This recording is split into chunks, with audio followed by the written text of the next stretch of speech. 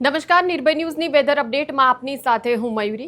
આપણો દેશ, આપણા દેશના જે ખેડૂતો જે છે તે આપણો દેશ કૃષિ પ્રધાન દેશ છે અને ખેડૂતો હજુ પણ 21મી સદીમાં વૈજ્ઞાનિક શોધો થયા બાદ, ક્રાંતિઓ થયા બાદ પણ વરસાદ માટે મેઘરાજા પર નિર્ભર છે, કુદરત પર નિર્ભર છે। અને જે રીતે તમે જોઈ શકો છો કે દેશમાં હાલ જે ચોમાસાની જે સ્થિતિ છે તે જ સ્થિતિ ગુજરાતમાં પણ વર્તાઈ રહી છે। ગુજરાતમાં ચોમાસું એ પાછું ખેંચાયું છે અને અનેક એવા જિલ્લા જે છે તે હજુ પણ કોરા ધાકોર જોવા મળી રહ્યા છે। આખો જૂન મહિનો પસાર થઈ ગયો અને હવે જૂન મહિનો જે છે તે અંત તરફ છે તેમ જ કહી શકાય, કેમ કે આજે 28 તારીખ છે અને તેમ છતાં વરસાદ જે વાવેતર લાયક થવો જોઈએ, જે ખેડૂતો વાવણી કરીને બેઠા છે અથવા અત્યારે વાવણી કરી રહ્યા છે, તેમને મનમાં ઊંડે ઊંડે એવી આશા હતી કે જ્યારે મહિનો બદલાશે તો મેઘરાજાનું આગમન થઈ જશે, પરંતુ તેમ છતાં છૂટો છવાયો વરસાદ જ પડી રહ્યો છે। પરંતુ જે પ્રકારે વરસાદની ગતિ એવી જોઈએ, જે ધોધમાર વરસાદ પડવો જોઈએ એ પ્રકારે વરસાદ નથી પડી રહ્યો।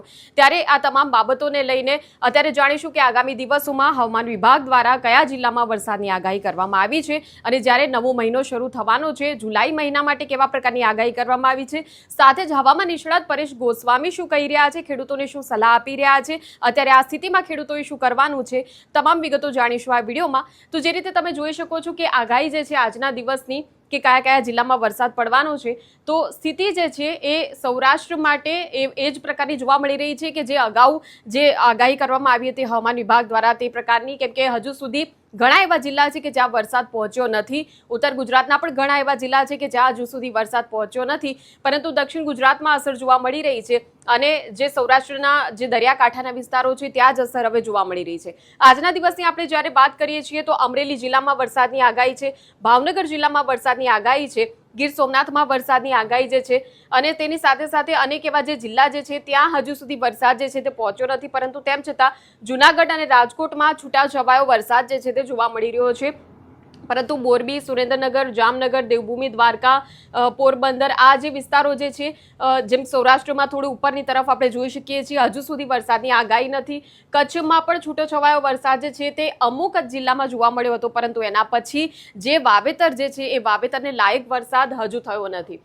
ત્યારબાદ ઉત્તર ગુજરાતમાં પણ સ્થિતિ આ પ્રકારની છે કે જ્યાં બનાસકાંઠા, વાવ, થરાદ, પાટણ, મહેસાણા, સાબરકાંઠામાં વરસાદની દૂર દૂર સુધી કોઈ શક્યતાઓ હજુ પણ નથી।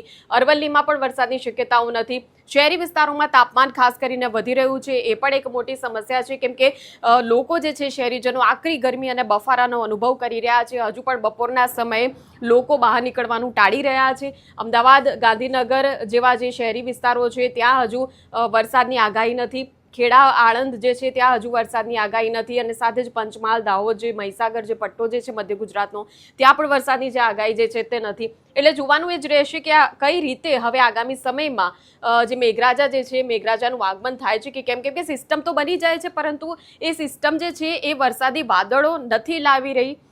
દક્ષિણ ગુજરાતની આપણે જ્યારે વાત કરીએ છીએ તો દક્ષિણ ગુજરાતમાં સુરતમાં વરસાદની આગાહી છે, તાપીમાં વરસાદની આગાહી છે, નવસારીમાં વરસાદની આગાહી છે, ડાંગમાં વરસાદની આગાહી છે, વલસાડમાં પણ વરસાદની આગાહી હવામાન વિભાગ દ્વારા કરવામાં આવી છે। દમણ, દાદરા અને નગર હવેલી કે જે દરિયાઈ પટ્ટો છે ત્યાં પણ વરસાદની આગાહી જે છે તે કરવામાં આવી છે। એના પછી થોડું ચોમાસું ઉપર તરફ ગયું છે કે જ્યાં નર્મદા જિલ્લા માટે આગાહી કરવામાં આવી છે, છોટાઉદેપુર માટે વરસાદની આગાહી કરવામાં આવી છે, તો વડોદરા માટે પણ વરસાદની આગાહી કરવામાં આવી છે, પરંતુ તેમ છતાં ભરૂચમાં હજુ સુધી ધીમી ધારે વરસાદ પડી શકે, પરંતુ એનાથી વિશેષ અસર જે છે હજુ સુધી જોવા અહીંયા નથી મળી રહી। ત્યારબાદ આવતીકાલની આપણે વાત કરીએ, આવતીકાલે કેવા પ્રકારની સ્થિતિ, તો ખૂબ જ આંશિક ફેરફાર જોવા મળી શકે છે, બાકી એ સિવાય કોઈ ખાસ પરિવર્તન નથી સ્થિતિમાં।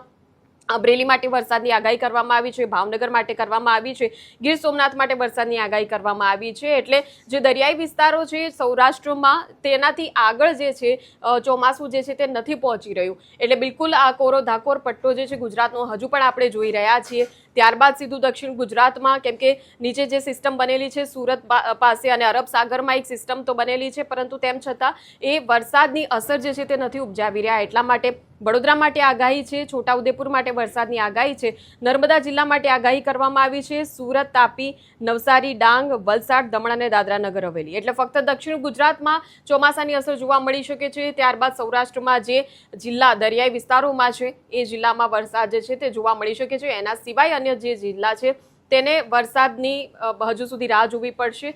ખૂબ જ કપરી પરિસ્થિતિ છે આ ખેડૂતોની, કે જે કચ્છ સૌરાષ્ટ્રના ખેડૂતો છે, ઉત્તર ગુજરાતના ખેડૂતો જે છે તેના માટે ખૂબ જ કપરી પરિસ્થિતિ છે. આપણે જાણીશું આગળ કે હવામાન નિષ્ણાત પરેશ ગોસ્વામી શું કહી રહ્યા છે, પરંતુ આગળના દિવસોની આગાહી પર નજર કરીએ.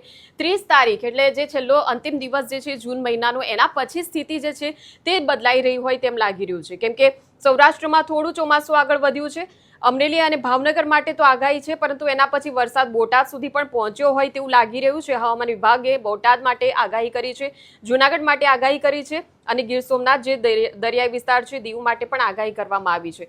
એના પછી આપણે જ્યારે વાત કરીએ તો કચ્છ માટે, ઉત્તર ગુજરાત માટે હજુ સુધી આગાહી નથી, પરંતુ મધ્ય ગુજરાતના અમુક જિલ્લા જે છે ત્યાં મેઘરાજાની સવારી પહોંચે એવું લાગી રહ્યું છે. કેમ કે મહીસાગર માટે આગાહી કરવામાં આવી છે, પંચમહાલ માટે આગાહી કરવામાં આવી છે, દાહોદ જિલ્લા માટે આગાહી કરવામાં આવી છે, આણંદ માટે પણ વરસાદની આગાહી છે, વડોદરા માટે વરસાદની આગાહી કરવામાં આવી છે, છોટાઉદેપુર જે આદિવાસી વિસ્તાર છે ત્યાં પણ વરસાદની આગાહી કરવામાં આવી છે, ભરૂચ માટે આગાહી કરવામાં આવી છે, નર્મદા જિલ્લા માટે આગાહી કરવામાં આવી છે, સુરત, તાપી, નવસારી, ડાંગ, વલસાડ, દમણ અને દાદરા નગર હવેલીને પણ વરસાદ જે છે તે કવર કરવાનો છે. એટલે હવે મહિનો બદલાઈ રહ્યો છે, તો એવી એક આશા છે કે મહિનો જ્યારે બદલાય એના પછી નવો મહિનો જુલાઈ મહિનો શરૂ થાય તો એના પછી વરસાદમાં જે સ્થિતિ જે છે આપણા રાજ્યની ત્યાં પરિવર્તન આવી શકે છે. તો આપ જોઈ શકો છો કે હવે આ જે 1 તારીખની આગાહી છે, એટલે આ જુલાઈ મહિનો, આ નવા મહિનાની જે આગાહી છે એમાં અમુક વિસ્તારો જે છે તે આછા લીલા રંગમાં, પણ અમુક વિસ્તારો જે છે ઘેરા લીલા રંગમાં અહીંયા ઢંકાયેલા છે. એટલે તેનો અર્થ એવો થાય છે કે અહીંયા હવે ધોધમાર વરસાદ પડવાની એક શરૂઆત જે છે, એક શક્યતાઓ આપણે માનીને ચાલી શકીએ.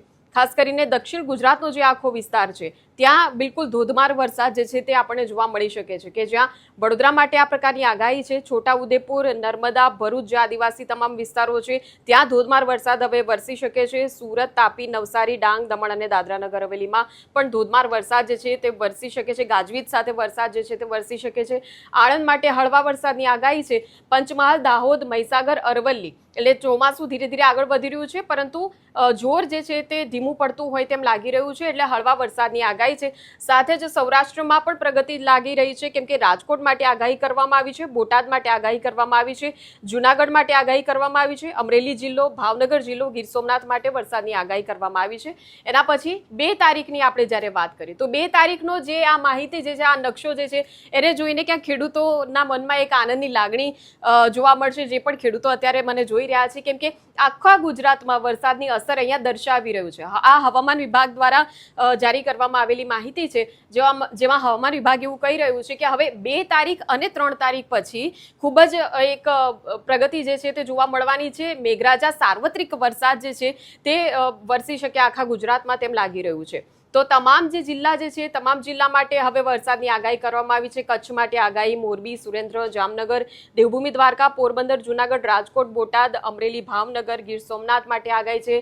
ઉત્તર ગુજરાત માટે પણ આગાહી કરી છે. વાવ, થરાદ, બનાસકાંઠા, પાટણ, મહેસાણા, સાબરકાંઠા, ગાંધીનગર, અમદાવાદ, ખેડા, આણંદ માટે આગાહી છે. અરવલ્લી, મહીસાગરનો જે પટ્ટો છે મધ્ય ગુજરાતનો, પંચમહાલ, દાહોદ, આદિવાસી વિસ્તારો, તમામ જે દક્ષિણ ગુજરાત છે, ગાજવીજ સાથે ધોધમાર વરસાદની શક્યતાઓ અહીંયા વ્યક્ત કરવામાં આવી છે. વડોદરા, છોટાઉદેપુર, ભરૂચ, નર્મદા, સુરત, તાપી, નવસારી, ડાંગ, વલસાડ, દમણ અને દાદરા નગર હવેલી, એમાં પણ વરસાદની આગાહી જે છે તે કરવામાં આવી છે.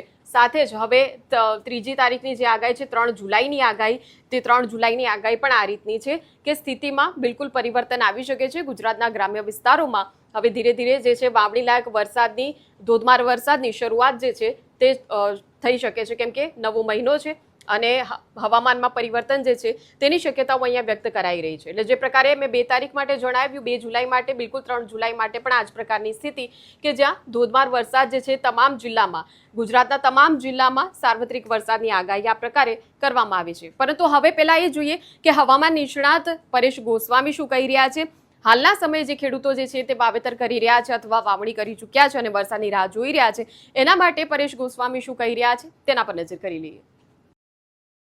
હવે સૌ પ્રથમ તો અત્યારે વરસાદ ખેંચાયો છે ચોક્કસથી, પણ આપણે કહેવત છે કે બળદને બી સાચવીને રાખજો, મેઘો વરસ છે અને વાવણી થશે.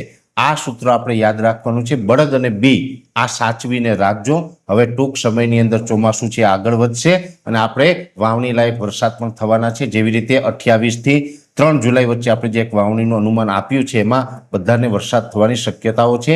હા, એક ચોક્કસથી છે કે આ વર્ષે ચોમાસું થોડુંક લેટ તો થયું છે. એમાં પણ જૂનનો હવે એન્ડ આવ્યો, જૂન પૂર્ણ થાય અને જો વાવણી લાયક વરસાદ ન પડે એટલે ચોક્કસથી ખેડૂત માટે આ ચિંતાનું કારણ ગણી શકાય. પણ આપણે બધાને ખબર છે કે આપણે જે ચૈત્રી દનૈયા વિશેની વાત કરી હતી ત્યારે પણ આપણે બધાને ખબર છે કે આ વખતે ચૈત્રી દનૈયા શરૂઆતના જે 2 દનૈયા હતા એ નિષ્ફળ ગયા હતા.